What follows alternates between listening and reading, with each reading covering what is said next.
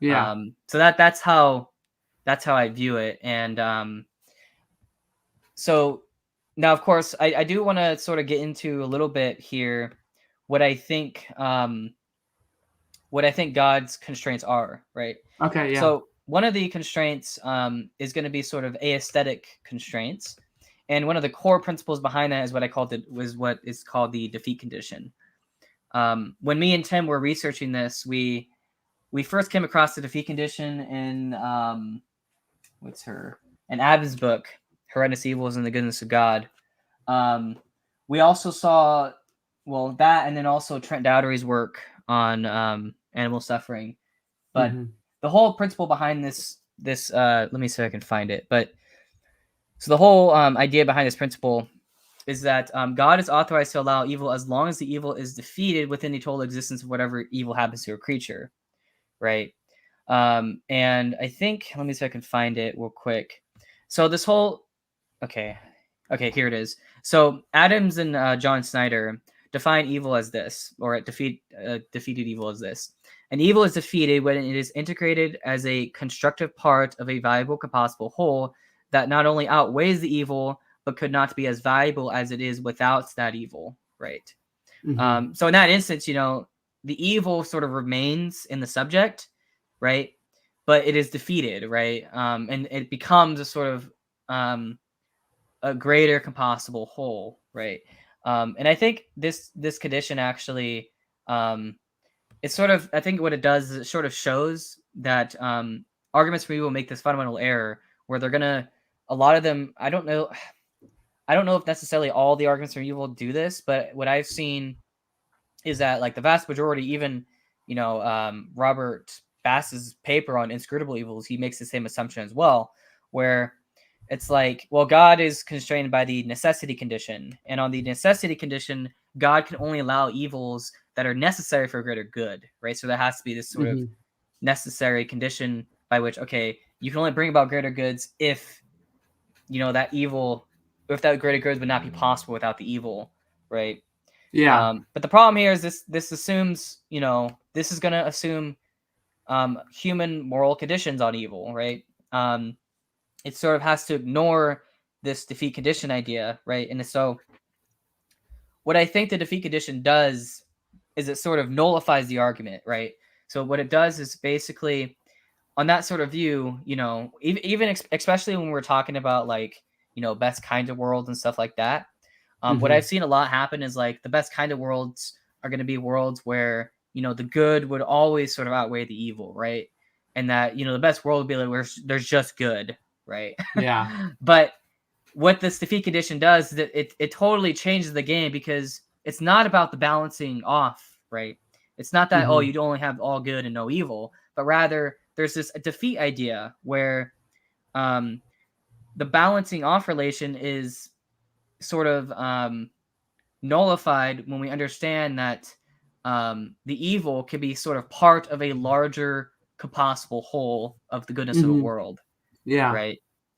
And so this sort of changed the game, because in that sense, then the best world is not going to be a world where you just have all good and no evil, but rather the best world is going to be a world where you have evil, but that evil is sort of part of a greater whole, so it's defeated in that sort of sense. If that makes sense. Yeah, no, I'm tracking with you. That's good. And what this does is this sort of nullifies any argument. Well, it nullifies any logical argument from evil, but it also, I think, nullifies any evidential argument from evil, because a lot of evidential arguments will sort of ignore this fact, and they'll sort of assume what's called the necessity condition, right?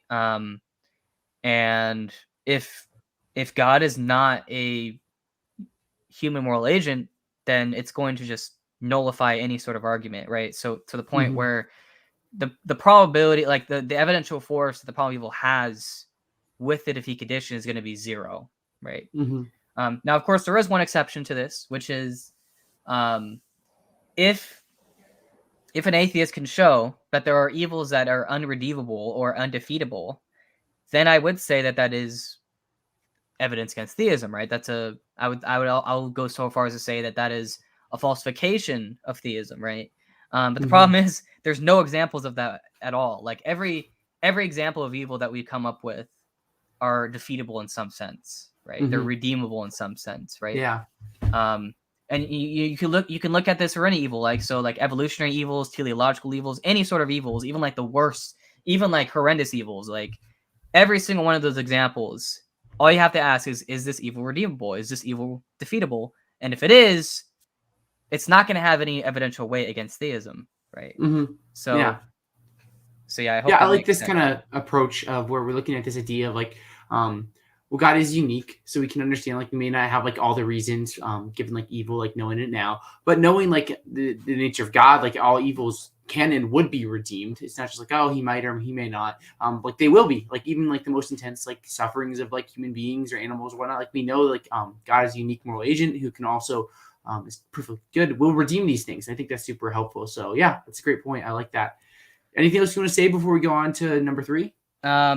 Not too much, although I think there's one objection that I want to sort of address before we get to the next issue, which is, well, God can create a world where, every evil is just necessary, right? Like why would God, if God has the ability to do, this set of actions, then why wouldn't he do that, right?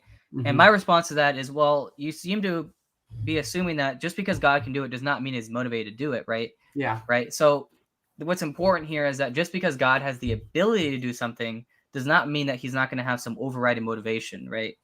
What matters for theism, what matters for God is not his ability, but rather his motivation to do something, right? So if God has overriding motivations to, allow for defeatable evils, then he will do it, right?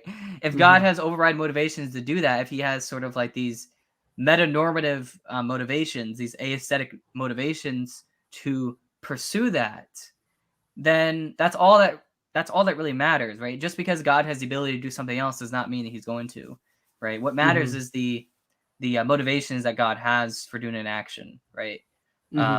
So I just want to, answer that objection, but yeah.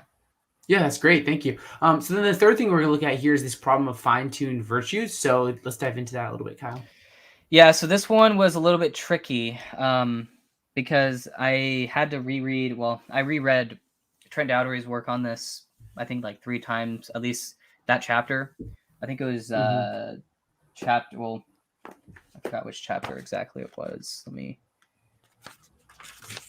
Let's see here. So chapter. Okay, yeah, chapter 7. That's okay, yeah. So chapter 7 was where he sort of presents this argument from. He doesn't necessarily call it fine-tuned virtues, but it's sort of a fine-tuned argument, right? Where this whole idea that in order to have certain virtues, you're going to have a world where there's this sort of narrow range of good and evil states of affairs, right? And so the reason for that is because a logically necessary condition for the display of some of the highest virtues, right? You look at certain saints, you look at just generally speaking, like in order to have certain virtues, you're gonna have to go through certain suffering, right? You're gonna have to go through these trials in life, right? One good example is like the defeat of fear, right? In order to have courage, you need to overcome a fear. In order to feel compassion, you have to, understand someone's pain. In order to forgive somebody, someone had to do a bad action against you, right? So these sort of things, I mean, there's plenty of examples of virtues, right? But my point here is that these virtues cannot exist without suffering, without evil, right? Yeah.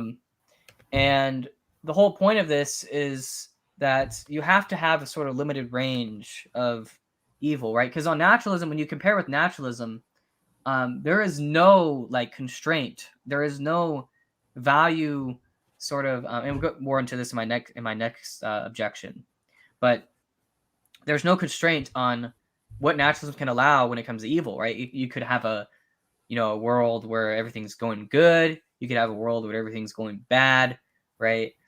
There's no constraint there. The only time where naturalism actually has an advantage is going to be when theism doesn't have an advantage. So basically, when theism makes a false prediction, right? And we'll get more into that on the next problem. But this problem of fine-tuning virtues, I think what it shows is that naturalism makes no predictions about the fine-tuned range of virtues, right?